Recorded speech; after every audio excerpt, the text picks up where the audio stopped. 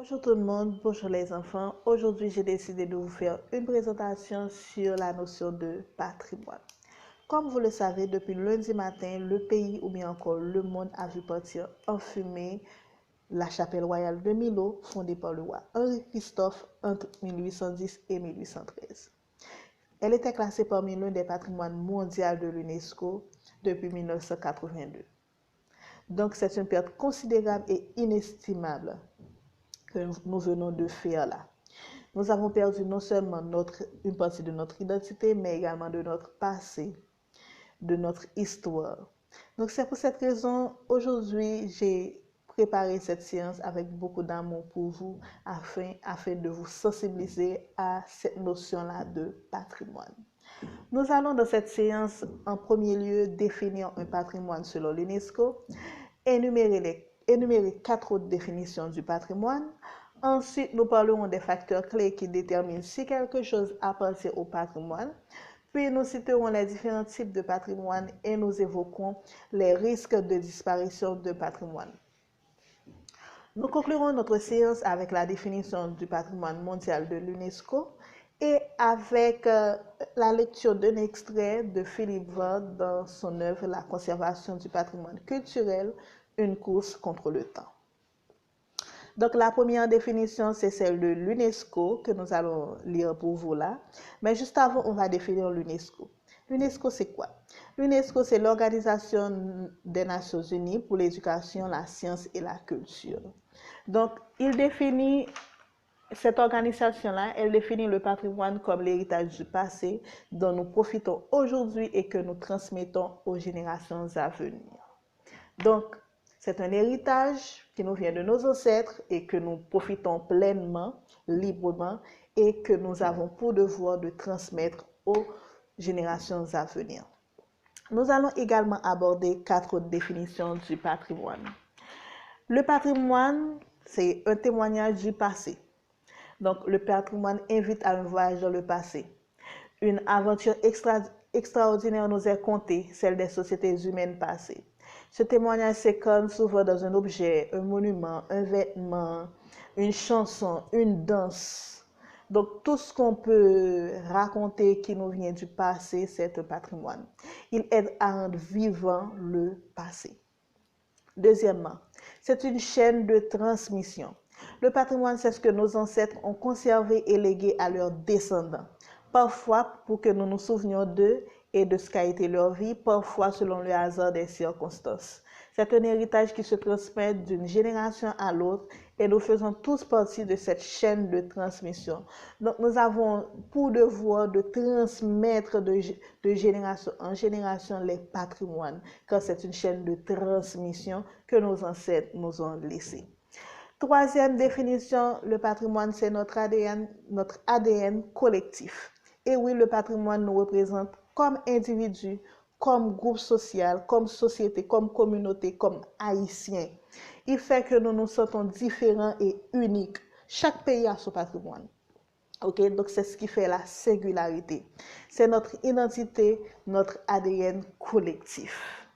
Donc, je veux que vous vous sentiez tous concernés par cette notion de patrimoine.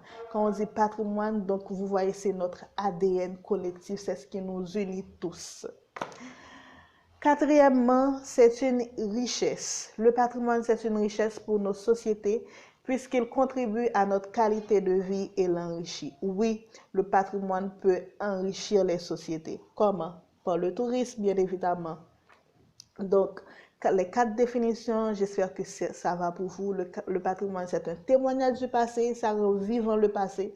Le patrimoine, c'est une chaîne de transmission, donc ça va perdurer de génération, ça doit perdurer de génération en génération. Le patrimoine, c'est notre ADN collectif, c'est ce qui fait que nous soyons des Haïtiens. Ok? Quatrièmement, le patrimoine, c'est une richesse. Troisièmement, nous allons aborder les facteurs qui rentrent en ligne de compte pour déterminer si quelque chose appartient au patrimoine. Il y a 3 facteurs que je vais citer, peut-être qu'il y en a d'autres, mais je vais citer pour l'instant 3 facteurs qui déterminent si quelque chose appartient, oui ou non, au patrimoine. Il s'agit de l'ancienneté de l'élément, c'est le premier facteur. Deuxième facteur, ses qualités intrinsèques, c'est-à-dire propres à lui, sa singularité. Troisièmement, son importance pour comprendre l'histoire. Donc, 3 facteurs clés pour déterminer si quelque chose appartient au patrimoine. L'ancienneté de cet élément, ses qualités intrinsèques et son importance pour comprendre l'histoire. Quatrièmement, ce que nous allons aborder là, ce sont les différents types de patrimoine. Nous avons différents types de patrimoine. On a les bâtiments et les sites, on a les meubles et autres objets, on a les traditions et savoir-faire, on a les paysages, on a les personnages, lieux et événements historiques. Donc, j'ai cité 5 différents types de patrimoine. Premier type de patrimoine, c'est bâtiments et sites. Tout ce qui a été construit et son environnement immédiat, par exemple une maison et son terrain, une église, un monument, une statue, un ouvrage de génie comme par exemple un pont, dans la catégorie qu'on appelle patrimoine bâti ou bien patrimoine culturel, matériel, immobilier. Je reprends. Les bâtiments et les sites, par exemple, tout ce qui a été construit par l'humain. Okay? Par exemple, une maison et son terrain, une église, un monument, un pont, une statue. Donc, tout ce qui a été construit par l'homme fait partie du patrimoine culturel, matériel, immobilier. OK? Deuxième catégorie, deuxième type de patrimoine, on a les meubles et autres objets, dit patrimoine culturel mobilier. Se compose d'objets, ce sont les objets créés par l'homme et qui, contrairement au patrimoine bâti, peuvent changer de place, d'où le terme de mobilier. Donc, dans mobilier, vous voyez le mot meuble. Donc, les meubles et autres objets, ce sont les patrimoines mobiliers. Donc, on peut citer comme par exemple les pièces de monnaie, les tables, les armoires, les lits, les objets de valeur comme les œuvres d'art, les bijoux, les argenteries, les vêtements, les documents. Donc, la photographie, les lettres, tout ça fait partie du patrimoine culturel mobilier. Troisième type de patrimoine, on a les traditions et les savoir-faire. Différentes pratiques ou représentations traditionnelles sont considérées comme appartenant au patrimoine. On inclut dans cette catégorie des savoirs et des savoir-faire liés à l'artisanat et à la technique comme les métiers traditionnels, le forgeron, ou bien encore à l'art comme la danse folklorique. C'est ce qu'on nomme le patrimoine immatériel ou patrimoine vivant. Donc le patrimoine immatériel fait partie, comme ce sont les traditions et les savoir-faire. Donc les métiers, par exemple les métiers techniques, sont des patrimoines immatériels. Par exemple le métier de forgeron, okay? Le charpentier, okay? Il transmet à son fils comment faire, okay? Donc, et la broderie, okay? Tous les métiers liés à l'artisanat, à l'art, à la danse. Donc, c'est ce qu'on appelle le patrimoine immatériel. Nous allons poursuivre. Pour exister, le patrimoine immatériel a besoin d'être pratiqué par des personnes. Ce sont elles qui portent la tradition, qui contribuent au sentiment d'appartenance des communautés. Donc, le patrimoine immatériel, contrairement au patrimoine bâti et au patrimoine mobilier, pour exister, il a besoin d'être transmis par des personnes. OK? Donc, nous-mêmes, nous avons des traditions. OK? Donc, ça fait toutes nos traditions, tous nos mœurs, ok? Toutes nos coutumes fait partie du patrimoine immatériel. Quatrième patrimoine, on a les paysages. Les paysages culturels sont des paysages transformés par l'occupation humaine. Des éléments naturels peuvent aussi faire partie des paysages culturels grâce à leur importance dans l'identité d'un lieu. C'est ce qu'on appelle patrimoine naturel. Donc, vous voyez que le paysage peut faire partie du patrimoine. Dans ce cas, on dit que c'est un patrimoine naturel. Par exemple, c'est la nature, ce qui est propre à un paysage.